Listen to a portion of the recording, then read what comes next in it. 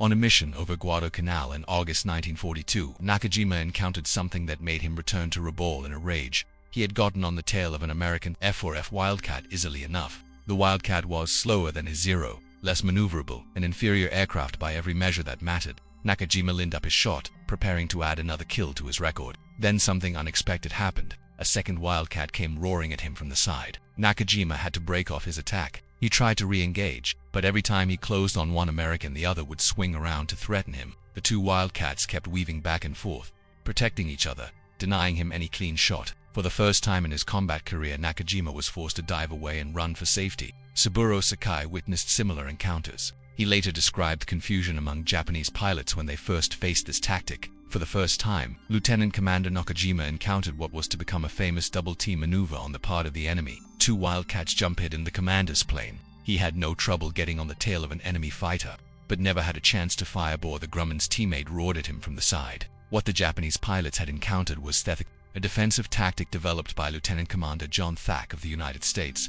Navy Thack had heard intelligence reports about the Zero's extraordinary capabilities before he ever faced one in combat. A Fleet Air Tactical Unit intelligence bulletin dated September 22, 1941 had described new Japanese fighter extraordinary maneuverability and climb rate. The Zero could climb at over 5,000 feet per minute and execute turns that would stall most American fighters. Rather than accept that the Zero wasn't beatable, Thax spent evenings at his dining room table in Coronado, California, working with matchsticks to develop a counter. He would arrange the matches to represent aircraft, moving them through imaginary combat scenarios, trying to find a way to neutralize the Zero's advantages. Night after night, he experimented, testing and discarding GTS until he found something that worked. The principle was elegant in its simplicity. Two fighters would fly in a wide formation, separated by enough distance that an attacking enemy could not engage both simultaneously. When a Zero attacked one, both Americans would turn toward each other in a series of weaving maneuvers. The Zero, focused on its target, would suddenly find itself crossing through the path of the second Wildcat. The Japanese pilot had to either break off his attack or risk being shot down from an unexpected angle. That called ith-beam defense position. It would become known to history as the Thack Weave. The tactic required something that Japanese pilots initially dismissed as a weakness: teamwork over individual glory. Japanese training emphasized personal skill, the lone warrior proving his worth through individual combat. Like the samurai, Ofold pilots sought to build personal kill records, to be recognized as aces, to bring honor to their families through individual achievement. American training increasingly emphasized mutual support, protecting your wingman above all else, subordinating individual glory to collective survival. Thack tested his tactic in practice with fellow pilot Butch O'Hare before either had seen combat against the Zero. At the Battle of Midway in June 1942, Thack had his first chance to try it against actual Japanese fighters. His flight of 6 Wildcats from Fighting Squadron 3 on the USS Yorktown was escorting torpedo bombers when they were bounced by 15 to 20 Zeros. The situation should have been hopeless. The Zeros were faster, more maneuverable, and outnumbered the Wildcats by at least 3 to 1. One Wildcat was immediately set ablaze. Another had its radio knocked out. That was down to 4 fighters against a swarm of Japanese planes. He initiated the weave with his wingman, Enan. The inexperienced Dib followed the pattern they had practiced, turning toward Thack when a Zero latched onto his. Thack watched the enemy fighter slide into position behind his wingman. With so many enemy planes in the air, how was not sure anything would work. Then the Zero followed Dib through his turn, exactly as Thack had predicted. Thack found himself nose onto the Japanese fighter, its belly exposed as it concentrated on Dib. He pressed the trigger and held it down. The Zero burst into flames. The pattern repeated throughout the engagement. Zeros that had expected easy kills found themselves caught in crossing fire. The weave frustrated their attacks, denying them the clean shots they were accustomed to achieving against isolated Americans. The tactic could not win the battle outright, but it could save lives. Sakai himself came to recognize this difference in a post-war interview. He acknowledged what he had witnessed. "I am confident the Japanese pilots were superior on a one-on-one basis," he said, "but the ability to work as a team, both offensively and defensively, that the Americans had was very impressive. Perhaps this comes from the team spirit and thinking they developed playing American football. This hit us particularly hard in the air engagements from the middle of the war onwards.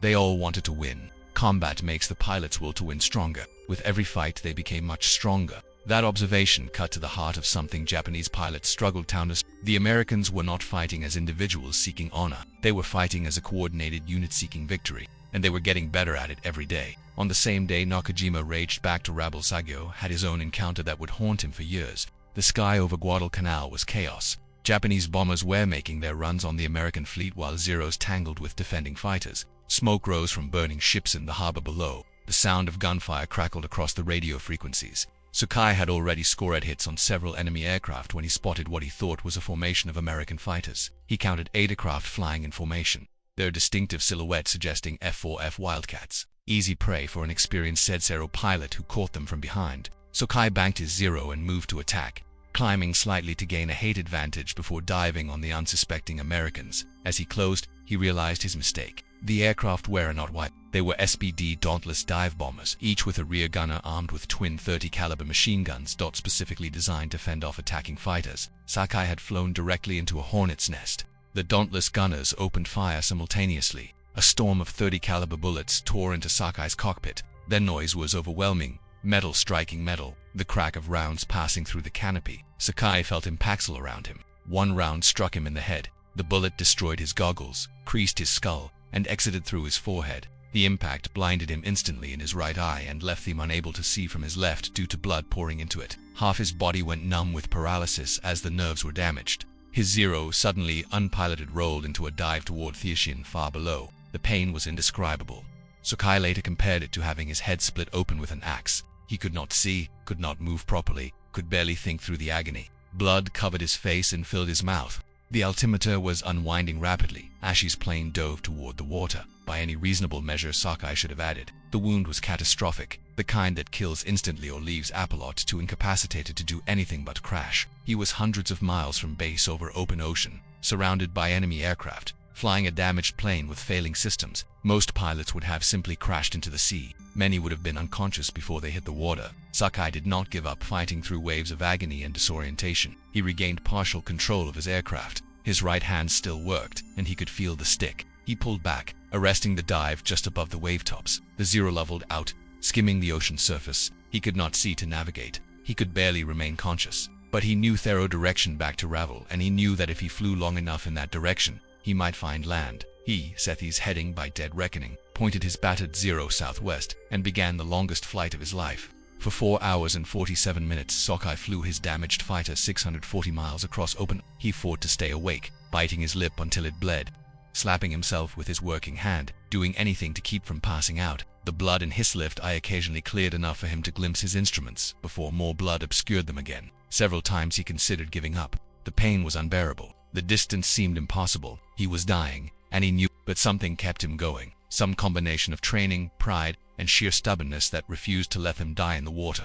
When he finally reached Ravel, he nearly crashed into a line of parked aircraft. He circled Thieffield 4 times, his fuel gauge reading empty, trying to line up an approach with one barely functional eye. On his second attempt, he managed to put his Zero down on the runway. Ground crews rushed to his aircraft, horrified by what they saw.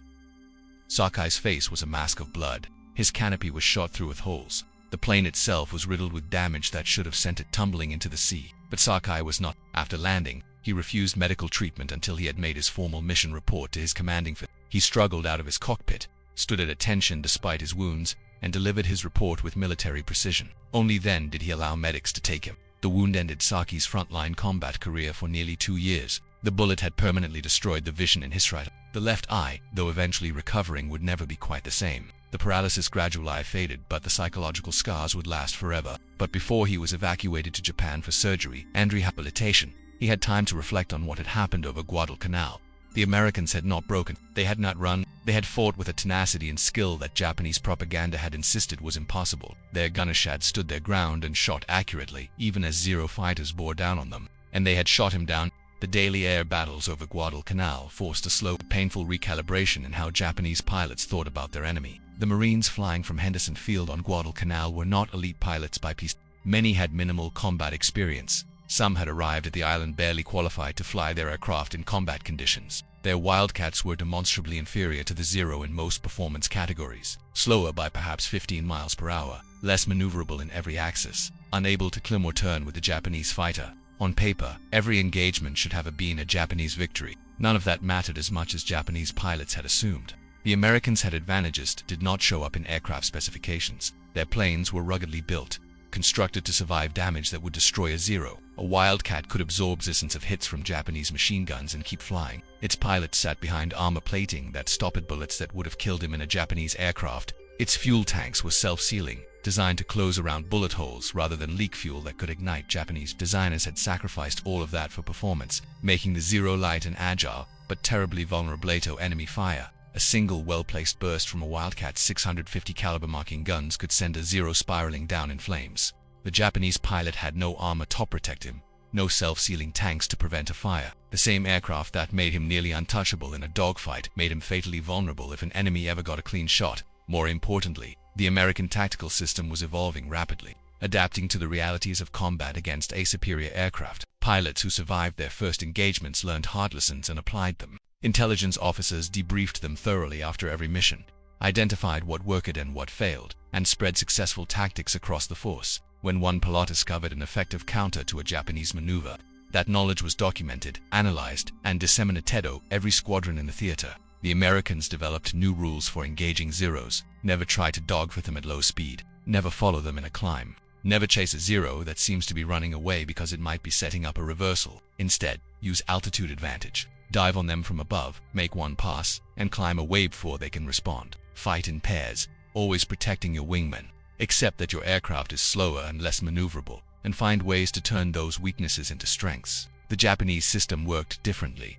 Individual glory was prized over institutional learning. Ace pilots were celebrated in newspapers and on the radio, their faces appearing on posters and cigarette cards, their techniquists in reverent tones, but those techniques often died with them. There was little systematic effort to capture and spread tactical innovations across the force. Veteran pilots were kept in combat until they were killed or disabled rather than rotated home to train replacements and share what they had learned. The consequences became apparent in the attrition statistics. Japan lost 36 aircraft over Guadalcanal in the first 2 days of combat. The Americans lost 19, many 2 accidents heard than enemy action. That ratio held roughly steady through months of fighting. Japanese pilots were dying faster than they could be replaced, and each loss took with it years of irreplaceable training and experience. By late 1942, some Japanese pilots began to express concerns that filtered back through intelligence reports and private conversations. The Americans were not fighting the way propaganda had promised. They were not cowards who would break at the first sign of resistance. They did not freeze on panic when engaged by superior aircraft. They improved constantly, learning from every encounter, adapting their tactics, getting better every week, and they kept coming. No matter how many American planes the Japanese shot down, more appeared the next day. The supply seemed inexhaustible, an endless stream of aircraft and pilots from bases that Japanese bombers could not reach. The Americans were fighting a war of attrition, and Japan was losing. The transformation accelerated when the Americans introduced new aircraft designed specifically to counter Japanese advantages. In September 1943, a new fighter appeared over the Pacific, the Grumman F-6F Hellcat. It weighs everything the Zero was not. Big, heavy, armored with a 2,000 horsepower engine that gave it speed and climb rate the Zero could not match. Japanese pilots called it a rude awakening. The Hellcat could absorb hits that would have destroyed a Zero and keep flying. It could dive away from any engagement with speed the Zero could not match. It carried 650 caliber machine guns capable of tearing apart the lightly built Japanese fighters with a 2-con burst. Most devastatingly, the Hellcat was easy to fly. The Americans could train pilots quickly in it and put them into combat with reasonable confidence. They would survive long enough to learn. The Zero demanded years of training to master. The Hellcat demanded months. The F-4U Corsair arrived around the same time, another powerful fighter that overmatched Japanese aircraft. Marine and Navy squadrons equipped with these new planes began achieving kill ratios that would have been unthinkable a year where the Guadalcanal fighting had been roughly even. Engagements in 1943 increasingly became one-sided American victories. Japanese veterans noticed the tactics that had worked against Wildcats failed against Hellcats. The Americans would not engage turning fights where the Zero might have an advantage. They made high-speed passes from altitude, fired, and dove away before Japanese pilots could respond. They fought as pairs in flights covering each other, never allowing themselves to be isolated. Sakai, who returned to limited duty in 1944 after his wounds partially healed, found a different war than the one he had left. Putting a kid with only about 20 hours flight time into a plane and telling him to take on American pilots and Hellcats and Corsairs is just as much a suicidal tactic as being a kamikaze, he later said. We figured that if they are going to die anyway, the kamikaze attack will probably cause more damage to the enemy for the same price in lives.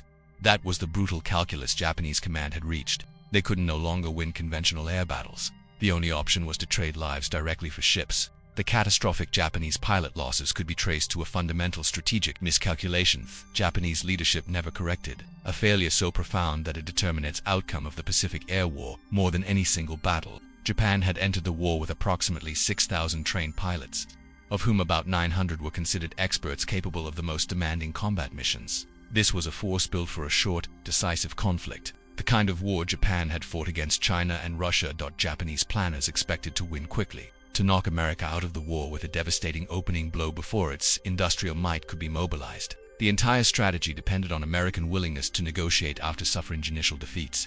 When that did not happen, when America responded to Pearl Harbor with determination rather than despair, the pilot shortage became critical. The problem was structural, built into the very foundations of how Japan approached military aviation. Japanese pilot training had been designed to produce an elite force, small in number but exceptional in quality. The rigorous selection process eliminated all but the most talented candidates. The lengthy training program lasting years rather than months produced superb aviators but could not scale up to meet wartime demands. American pilot training expanded massively after Pearl Harbor, growing from a modest peacetime program to an industrial calo operation. The United States eventually trained nearly 200,000 pilots during the war, drawing from a civilian population that already had widespread exposure to automobiles, motorcycles, and mechanical systems. American teenagers had grown up tinkering with engines. Many had driven cars or trucks. Some had even flown civilian aircraft before enlisting. This mechanical familiarity provided a foundation that Japanese recruits often lacked. American flight schools operated around the clock, processing wave after wave of candidates through standardized training programs. The curriculum was sufficient, designed to produce competent combat pilots as quickly as possible without sacrificing essential skills.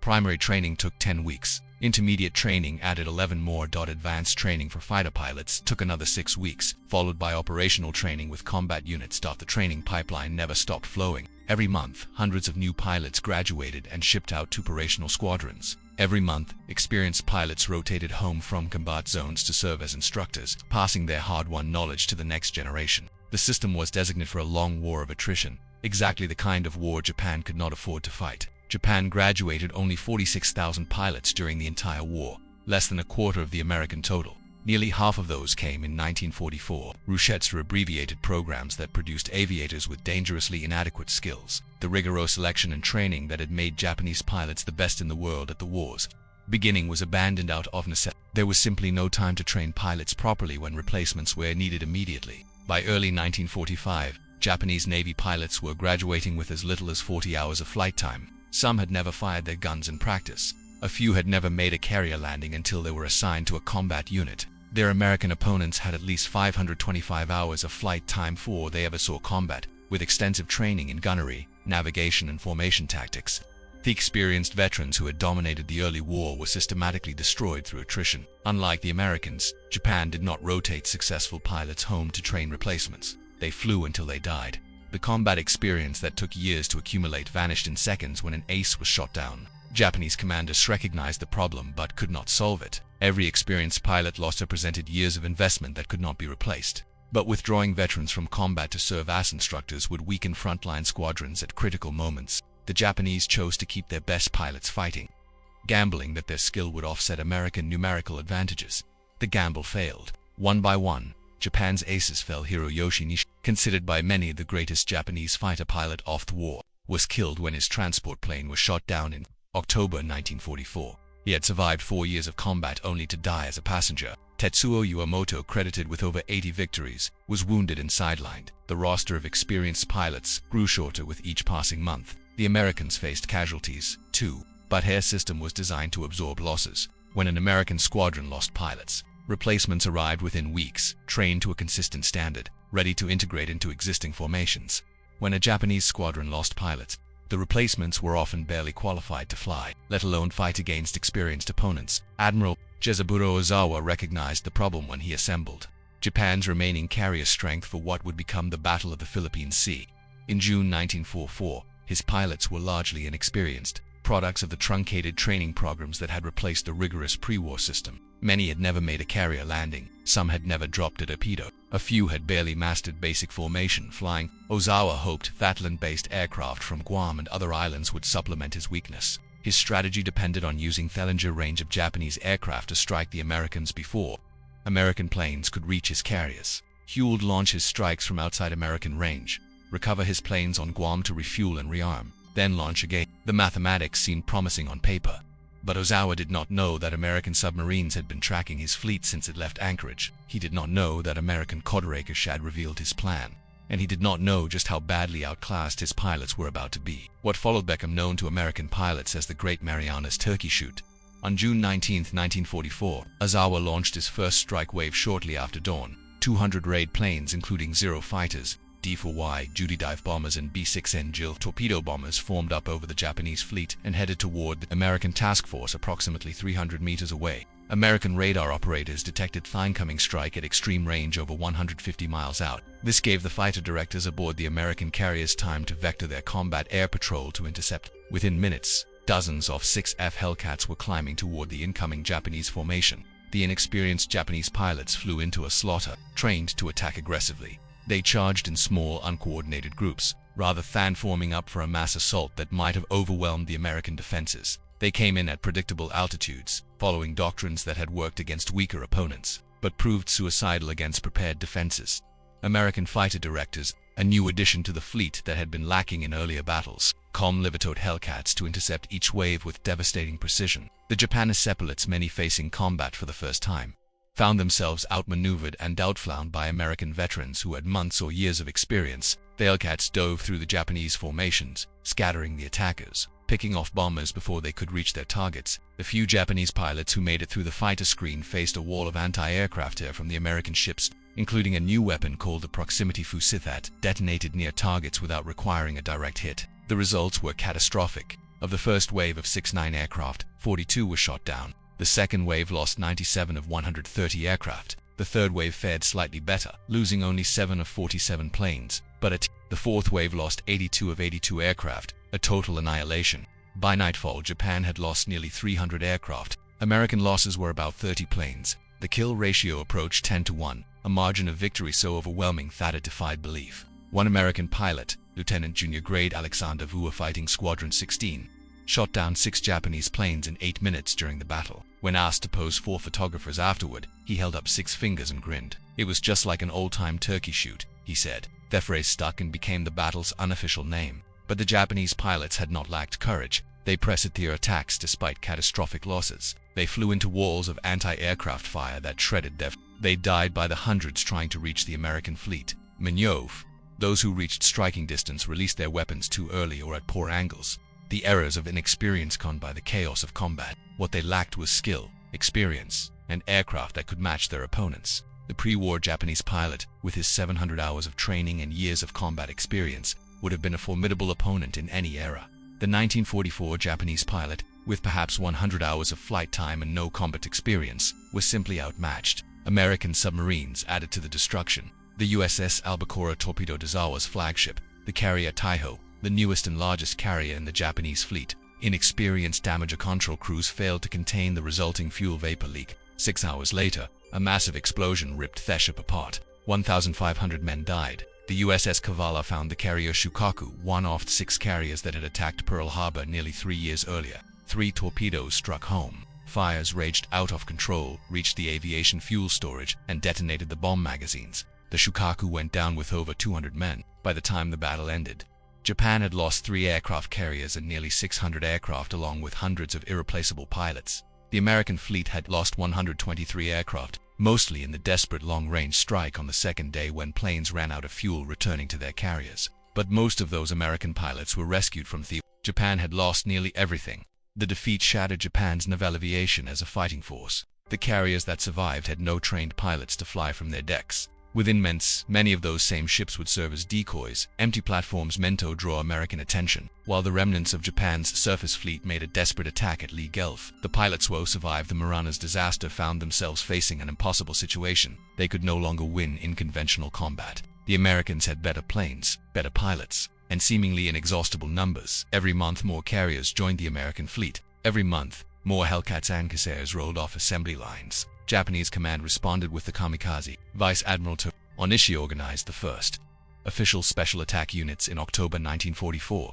The concept was straightforward since Japanese pilots could not survive long enough to make multiple attacks. They would make one final attack count. They would crash their bomb-laden aircraft directly into American ships. The decision represented the complete inversion of everything Japanese pilots had believed at the war's beginning. They had entered the conflict, confident in their superiority, certain that their skill would prevail. Now they were being asked to die not because they were better than the Americans, but because Ethi were not. Sakai was among the veterans who viewed the strategy with barely concealed disgust. "All that stuff you've read about dying for the Emperor Bonsai, that is all crap," he said later.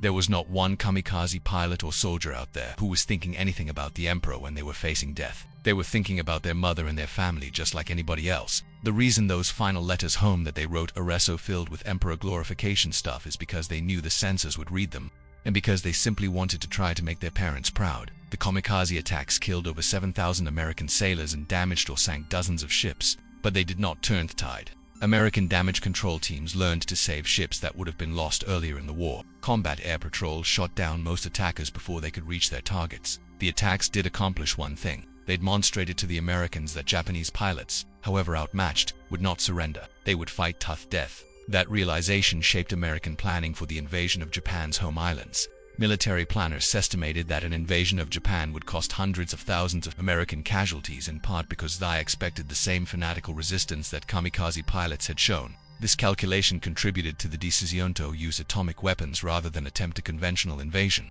The war ended on August 15, 1945, with Japan's surrender. In the years that followed, Japanese veterans grappled with what they had experienced, the beliefs they had carried into war, the certainty of Japanese superiority, the contempt for American fighting ability. All of it had been proven catastrophically wrong. Some veterans like Sakai became advocates for After the war, Sakai retired from the Navy and became a Buddhist acolyte, vowing never to kill anything that lived, even a mosquito. He met with American veterans, including some he had fought against. In 1970, he attended a meeting of the American Fighter Aces Association in San Diego. A P-51 Mustang pilot approached him through an interpreter. "Please tell Saburo that I read his book twice," the American said. The feelings that he described were the same that I felt in combat. I am glad that we can share that understanding. Sakai accepted the reconciliation with characteristic honesty about what he had learned. After riding in a P-51 Mustang years after the war, he admitted that his beloved Zero was no longer number one with him. The Mustang could do things the Zero never could. It was, he acknowledged, a superior aircraft. That admission would have been unthinkable in 1941 when Japanese pilots believed their spirit would overcome any material. The war had taught them otherwise. It had taught them that the Americans they had dismissed as soft and decadent would fight with skill, courage, and relentless determination. Tishimada, a pilot who had launched torpedoes at Pearl Harbor, became one of the most dedicated advocates for reconciliation between Japan and America.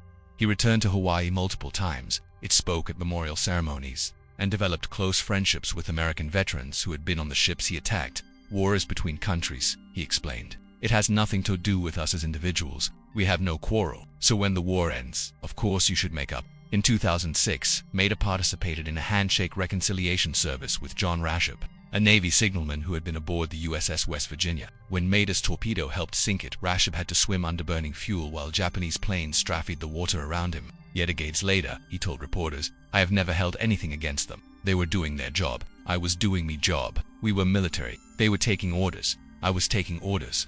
That capacity for mutual respect, forged in the crucible of combat and preserved through decades of peace, stands as one of the war's most remarkable legacies. Saburo Sakai died on September 22, 2000 at age 84. He was attending a formal dinner at Otsugi Naval Air Station as a guest of the United States Navy when he collapsed from a heart attack. American officers rushed to help him, but he was gone. He had lived long enough to see his former enemies become his closest allies, long enough to acknowledge that American pilots had been worthy opponents who had earned his respect through their courage and skill, long enough to reject the poisonous ideology of racial superiority that had led his nation into war. His memoir Samurai remains one of the most widely read accounts of aerial combat in the Pacific. It presents the war from a perspective rarely seen in Western history, that of a Japanese pilot who started the war believing in his nation's inevitable victory and ended by understanding exactly why Japan lost. The transformation in Japanese perceptions of American pilots between 1941 and 1945 represents one of history's most dramatic shifts in military assessment. Japanese aviators began the war convinced they faced an inferior enemy. They ended it knowing they had facet pilots who matched them in courage and exceeded them in resources, training systems, and tactical adaptation. That knowledge came at a terrible price. Japan lost approximately 40,000 pilots during the war, many in the final desperate months when undertrained young men were sent to die against overwhelming American superiority. The legacy survives in unexpected ways. At Atsugi Naval Air Station, where Sakai died, American-Japanese aviators trained side by side. The alliance between former enemies has become one of the most durable in the world. Former Japanese pilots who once believed Americans would never fight have watched their grandchildren serve alongside Americans in joint exercises that would have been unimaginable in 1942. The story of how Japanese pilots learned to respect American aviators is ultimately a story about the dangerous myths, the belief in inherent racial or spiritual superiority, the contempt for a nemesis based on propaganda rather than evidence, the assumption that will alone can overcome material reality. All of these ideas were tested in the skies over Guadalcanal, the Philippine Sea, and Okinawa. They failed. The failure was complete and undeniable. Japanese pilots who had expected easy victory found themselves outmatched in aircraft, tactics, training systems, and eventually in numbers so overwhelming that individual skills ceased to matter. The Americans they had dismissed as inferior proved to be formidable opponents who fought with tenacity, adapted with intelligence, and improved with relentless determination. What replaced the myths of superiority was something more durable, a recognition that courage exists on both sides of any conflict, that bravery is not the monopoly of any nation or race, that skill must be earned through training and experience, not assume it through birth or cultural superiority, that the enemy you dismiss as weak may surprise you with strength you never. The transformation required Japan's defeat, but it also required the willingness of survivors on both sides to reflect honestly on what they had experienced. Veterans like Saburo Sakai, Tishimeda Zenji Abe, and Kaname Harada chose to spend their post-war lives building bridges rather than nursing grievances. They traveled to America, met with former enemies, and acknowledged publicly that their opponents had been worthy adversaries. American veterans reciprocated. Men who had watched friends die at Japanese hands found it within themselves to shake hands with the pilots who might have killed them. The shared experience of aerial combat, the understanding that both sides had faced death with courage, created a bond that transcended the hatreds of war. This reconciliation was not universal. Many veterans on both sides could never forgive what they had experienced. The Pacific War had been brutal in ways that the European theater often was not, marked by atrocities, racial hatred, and a mutual willingness to show no quarter. Some wounds never healed, but enough feeling occurred to transform wartime adversaries into peaceful partners. The United States and Japan built one of the strongest military partnerships in the world, a relationship that would have seemed impossible to the pilots who faced each other over Guadalcanal. Japanese and American aviators not trained together, fly together, and plan together for the defense of shared interests. Saburo Sakai understood this better than most. Years after the war, he reflected on what combat had taught him about himself and his enemies. The first fight, I did not remember anything or understand anything. With every fight I became. The Americans were the same. They all wanted to win. Combat makes the Palos will to win stronger. In the end, they were not so different. The Japanese pilot who had expected easy victory, and the American pilots who refused to give him one. They were young men far from home fighting for their countries, testing themselves against each other in the most unforgiving arena imaginable. They climbed into their cockpits knowing that each flight might be their last. They watched friends die in burning aircraft. They lived with fear and pushed through it to do what their nations asked of them. Some survived, most did not. Teeth. At 0814 hours on August 7, 1942, Flight Petty Officer Saburo Suga climbed into the cockpit of his Mitsubishi, a 6MO at Rabaul, New Britain, preparing for a mission that would shatter everything he believed about his enemy. The tropical heat was already oppressive, the air thick with humidity and the smell of aviation fuel. Sakai had performed his pre-flight checks with the meticulous care that had kept him alive through years of combat. He checked his control surfaces, tested the movement of his stick, confirmed the ammunition loads in his two 20mm cannons and pair of 7.7mm machine guns. Everything was perfect as it always was. Sakai was 25 years old, a veteran of combat over China, the Philippines, and the Dutch East Indies. He had already shot down dozens of Allied aircraft. His hands were steady, his confidence absolute. He came from samurai lineage, his ancestors having fought in Japan's wars for centuries. The warrior code of Bushido ran through his veins. The Americans, he had been told, were soft, decadent, incapable of standing against the warrior spirit of Japan. They were a nation of merchants and pleasure seekers, lacking the discipline and fortitude that defined true fighting men.